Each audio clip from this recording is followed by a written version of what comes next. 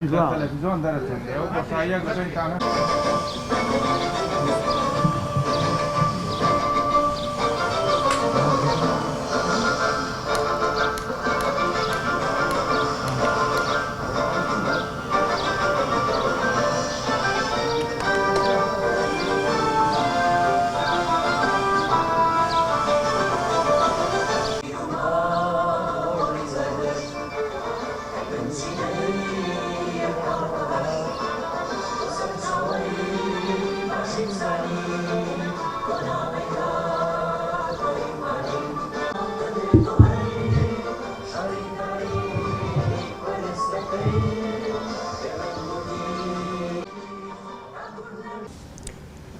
بەیاننامەی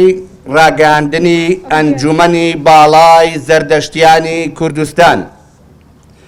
بە ناوی ورمزدی بەخشایندەی بەخشایندگەری میهرەبان ژیان یەک ڕێگایە ئەویش ڕاستیە. درود بۆ هەمووان. هاویارانی هێژە کوردستیانانی خۆشەویست، لە ئەنجامی هەوڵ و ماندووبوونی چەندین ساڵەی زەردەشتیان لە کوردستاندا و بە مەبەستی یەکڕیزی و نەهێشتنی فرەمینبەری، زەردەشتیانی کوردستان ڕێکەوتن لەسەر دروستکردنی قەوارەیەکی ئاینی و یاسایی بۆ کۆکردنەوەی سەرجەم زەردەشتیان لە ژێری یەک چەتردا، تا ببێتە مەشخەڵێک بۆ ڕووناکردنەوەی ڕێگا تاریکەکان و برەودان بە ئاینی مەزدیەسنا و دووبارە ئاشناکردنەوەی گەلی کورد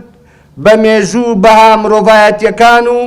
بەها بەرز و جوانەکانی ئاین و فەلسەفەی زەردەشتی لە پێناو ئاشتی و ئازادی و لێبوردەیی و برایەتی لە ناو مرۆڤەکاندا. هەر بۆ ئەم مەبەستە ئەنجومەنی باڵای زەردەشتیانی کوردستان دروست کرا کە پلە و شکۆی کەسایەتی ئاینی و یاسا و ڕێسای دینی مەزدیەسنای لەوێوە سەرچاوە دەگرێ و بەرزترین دەسەڵات دەبێت. بەرز و پیرۆز بێت ئیرادەی سەرجەم زەردەشتیانی کوردستان